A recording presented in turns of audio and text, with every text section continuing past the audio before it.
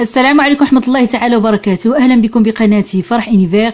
في هذا الفيديو سوف نتكلم دائما عن مستجدات كورونا ببلجيكا، فأهلا بكم دائما بقناتي فرح إنيفير. وفقا للبيانات الصادرة صباح الجمعة من قبل معهد سيونسانو للصحة العامة في بلجيكا، خلال الأسبوع بين 8 ديسمبر والرابع عشر من شهر ديسمبر سجلت بلجيكا ما معدله 2445 إصابة جديدة بفيروس كورونا يوميا، بزيادة قدرها 12% عن فترة الأيام السبعة السابقة. وتعتبر هذه الزيادة مقلقة لأنها تزداد بشكل أسرع من قبل حسب ما ذكر المعهد. في يوم الاثنين والثلاثاء تم الإبلاغ عن زيادات بنسبة 3.6% في حالات الإصابة، يليها يوم الأربعاء ب8% والخميس 9%. في المجموع سجلت بلجيكا أكثر من 618,204 حالة إيجابية منذ بداية الأزمة، أي زيادة 2704 إصابة جديدة أكثر من أرقام أمس الخميس والتي كانت 615,500. وفي يوم الخميس سجل وجود 2687 مريضا بكوفيد 19 في المستشفى، بانخفاض قدره 1% عن الأسبوع الماضي. وأفاد المعهد في بيانه اليوم بحدوث انخفاض في عدد الوفيات اليومية 6.9% إلى 92 في المتوسط بين 8 والرابع عشر من شهر ديسمبر. ومنذ مارس من العام الماضي لقي 18,371 شخصا، أي بزيادة 93 مقارنة بعدد الخميس، حتفهم بسبب فيروس كورونا. من بينهم نجد بشكل رئيسي كبار السن، ولكن أيضا هناك ضحايا من صغار السن. لا يزال السفر إلى الخارج غير محبذ في بلجيكا، وعلى الرغم من هذه التوصية التي تنطبق على البلدان في المنطقة البرتقالية والبلدان الواقعة في المنطقة الحمراء، يمكن لبعض الأشخاص عبور حدود بلجيكا خلال عطلة عيد الميلاد. وبينما السفر غير محظور، إلا أن الحجر الصحي عند العودة من المنطقة الحمراء إلزامي. اعتبارا من 18 من شهر ديسمبر يجب على أي شخص عائد من منطقة حمراء ملازمة الحجر الصحي لمدة 10 أيام. وفي الواقع إذا كان نشاط الشخص لا يسمح له بالعمل عن بعد، لم يعد بإمكان هذا الشخص الذهاب إلى مكان عمله. وقال خيرت فيرمير المستشار القانوني لشركة الموارد البشرية SD Works لصحيفة نوسي بلاند: إذا كان المنصب لا يسمح بالعمل عن بعد فسيحصل الشخص على شهادة حجر صحي. هذا يسمح لصاحب العمل بطرد موظفه مؤقتا من العمل. ومن الناحية العملية سيتم بالتالي وضع العامل في حالة بطالة مؤقتة، ولكن لن يتم دفع أجره إذا كان قد سافر عمدا إلى منطقة حمراء. وأضاف فيرميز: قبل كل شيء يعرف الموظف عندما يسافر أنه سيضطر إلى الحجر الصحي عند عودته، وبناء عليه سيتم رفض طلب الدفع أو المطالب به لاحقا. وإذا تم دفع أي مقابل مالي رغم ذلك فسيكون مطالبا باسترجاعه. ولكن في المقابل النظام يقف عند صدق الموظف، فلا يحق لصاحب العمل أن يسأل عما إذا كان موظفه في منطقة حمراء، إنه جزء من خصوصية الموظف. وقال لورانس مورتير من الخدمات العامة الفيدرالية السياسية لا SPF بوليتيك للصحيفة الفلامنكية نيوسي بلاند: بالنسبة لموظفي الخدمة المدنية القانونيين الذين لا يوجد نظام بطالة مؤقتة لهم، يجب أخذ إجازة لقضاء فترة الحجر الصحي إذا لم يسمح بالعمل عن بعد. هذا ما نراه بالتفصيل بهذا الفيديو. Pas de ruée. Confirmation à l'aéroport de Bruxelles-National où nous attend Elisabeth Groutars. Elisabeth, bonsoir. On est loin, très loin des grands départs de fin d'année.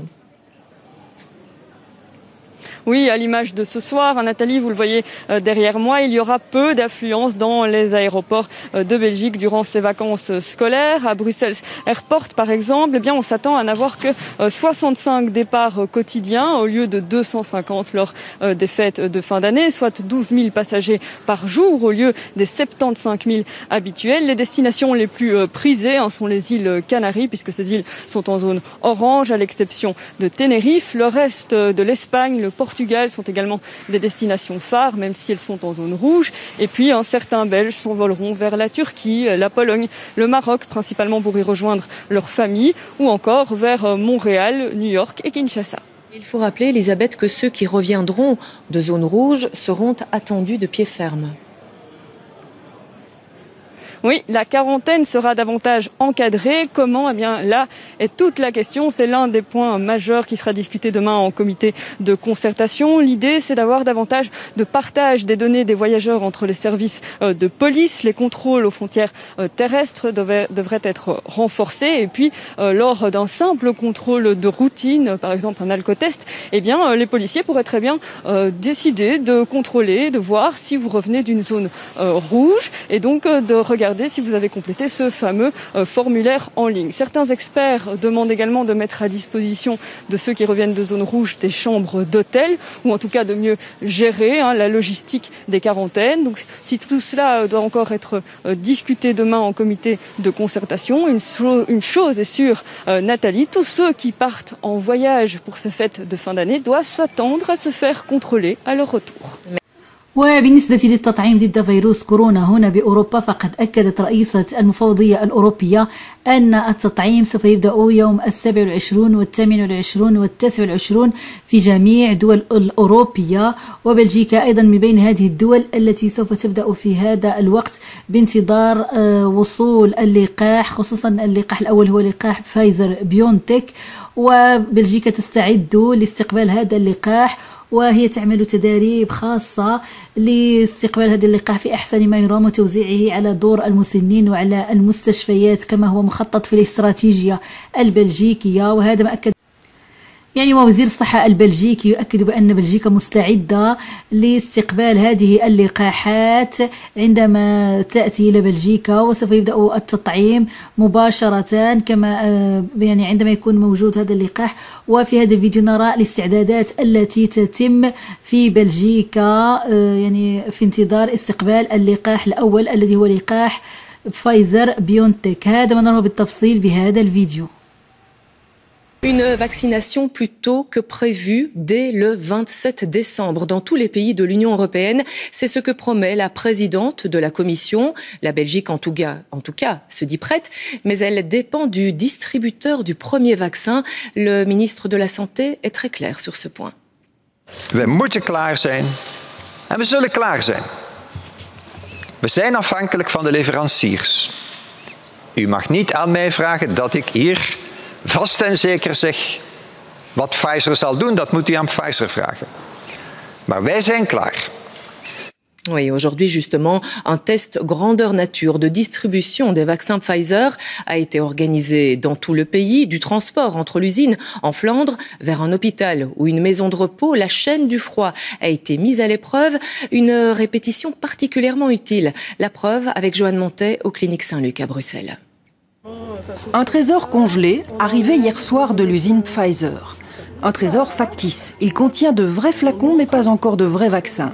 C'est du sérum physiologique. Dans le carton, il y a 5 traits, donc 5 sous-conditionnements de 195. Après ça, on prend le carton et le met dans le congélateur. Sabine Storder observe les opérations pour la Task Force Vaccination. Contenu conforme, ça commence bien. Il y a ici aussi des observateurs de l'Agence fédérale du médicament de la région bruxelloise. Tout est noté et consigné. Pour l'instant, tout a l'air vraiment sous contrôle.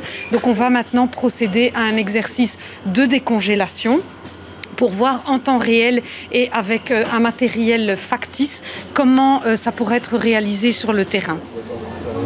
Mais d'abord, un grand coup de froid. Le supercongélateur à moins 75 degrés est ouvert. Surprise, les trous des cartons pour insérer les doses sont trop petits.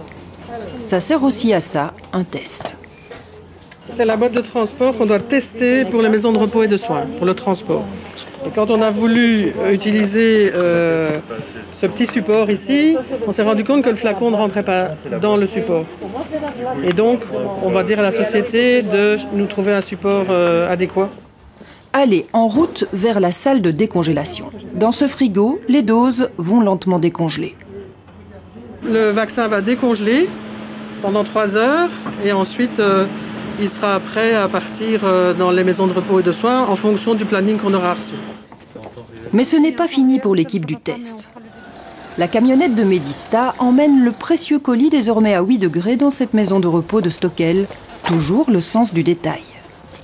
Est-ce qu'au moment de la livraison, on peut s'assurer que la place de parking va être bien libre?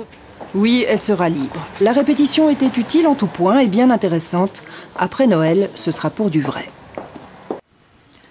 وفي نهاية الفيديو أتمنى لكم الصحة والعافية، ولا تنسوا تفعيل الجرس ليصلكم كل جديد، خصوصا جديد ما ستقره اللجنة الاستشارية التي انعقدت اليوم، ولكن ما زال ينتظرون يعني القرارات التي سوف تعلن عنها خصوصا بعد الساعة 7 مساء.